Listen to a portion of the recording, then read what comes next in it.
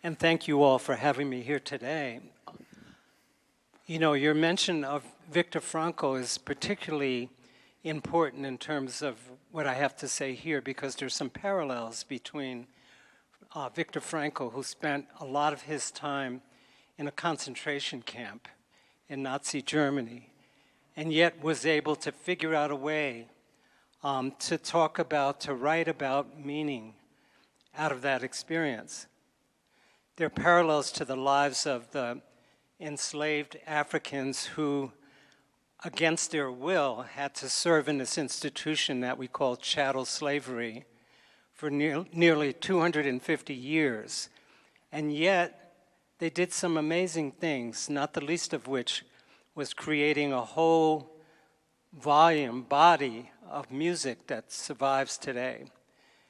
They had some preparation for that because in the cultures from which they came in Africa, there were three things that were taught to them that were really important about what it means to be a human being in the world.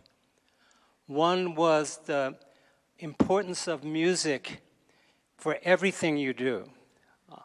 From the time you get up in the morning to the time you go to sleep, for every function, for eating, for celebrating important occasions, for welcoming visitors, for doing all kinds of things. Music had always, and particularly singing, had to be there. The second thing was the importance of experiential spirituality, that you find your connection to the divine not through creeds or rules, but through your own personal experience of God. And the third thing was the idea that your own personal identity is tied to the identity of the group and the connection to the group. And there's a famous phrase from an East African philosopher named John Mbiti that I like to quote a lot. It is, "I am because we are, and since we are, therefore I am."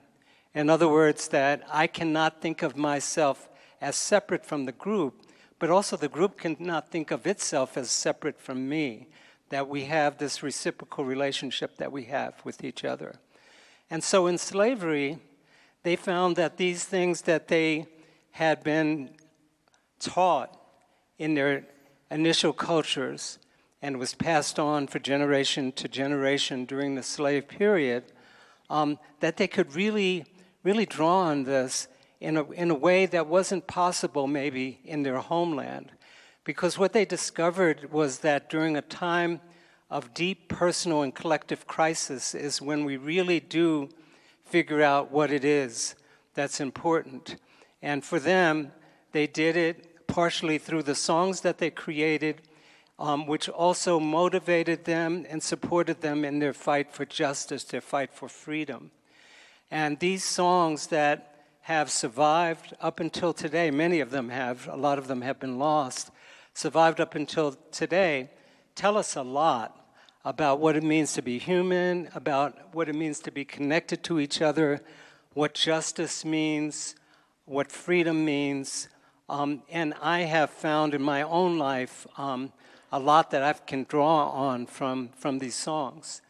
And part of it, I can just tell you very briefly, came from a personal experience that I had when I turned 41. It was 1987. I had achieved all kinds of things that I never thought were possible for me. I had become a very successful psychologist as a practitioner and also academic. And I thought I knew everything. I thought I was on top of the world. I had, and I had a specialty in African American psychology, and I was recognized as a person who knew a lot about this. But I also had to admit to myself that I was feeling really down. Was experiencing a malaise that I didn't understand. And so I entered into a Jungian psychoanalysis, which includes drawing on your dreams to figure out kind of what your purpose is in life. And all of a sudden, during that time, I started having all these dreams about music. And to make a long story short, I realized I had to be singing again, because it really reminded me of a time when I was in high school in New York City, where I was also feeling a similar kind of malaise. I was really sort of like a fish out of water in the environment that I was living in. And what really gave me meaning during that time was singing in the all-city high school chorus in New York City. And I just couldn't wait each week for the time that we would have our rehearsals on Saturday morning. And so I realized I had to be singing again. And in that process of starting to sing again, I found my way into these Negro spirituals. And before I knew it, I was immersed in them, and I wrote this book, Wade in the Water, The Wisdom of the Spirituals, to share what I was learning. And the process of writing that book was amazing because it wasn't like the other academic writing that I had done. It was a book that was coming through me. The words were coming through me. And so 1993, that book was published, and then I ended up actually spending all my time thinking about these songs and singing the songs. And I started a nonprofit and started teaching courses that connected my students to the learnings that came out of these songs. And then now here we are now, more than 30 years after that book was published, I decided that I needed to do a revised edition because I felt that these songs also had a lot to teach us about all the issues that we're dealing with today in our fractured political environment, in a time where we are finding that good people on two sides of an issue or whatever are hating each other for no reason, and that the songs have a lot to teach us. And so in the seminar, I'll be sharing some of this with you and also involving those of you who are in it in ways that you can learn from the songs about things that are important in your life. And so just to end this little kind of sharing that I have right now, I'd like to invite you all to stand because I want you to sample a little bit of a song and think about what this kind of song would mean for you. It's a song that's called The Welcome Table. It goes like this. I'm gonna sit at the welcome table. I'm gonna sit at the welcome table one of these days, hallelujah.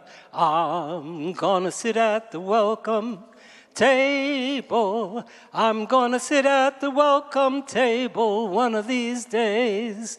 So one of the things to think about in this song, and we're just gonna sing through that phrase once or twice, is a little pause that is between the welcome and the table when you first sing it. So it's the welcome, and there's a pause, table, because that little bit of syncopation does something to the song. We'll be talking about this in the class, but it's an important part of what the song brings to you. So let's sing it together. I'm gonna sit at the welcome table. I'm gonna sit at the welcome table one of these days, hallelujah. I'm gonna sit at the welcome table. I'm gonna sit at the welcome table one of these days. One more time now. I'm gonna sit at the welcome table. I'm gonna sit at the welcome table one of these days, hallelujah. I'm gonna sit at the welcome table. I'm gonna sit at the welcome table one of these days. Thank you.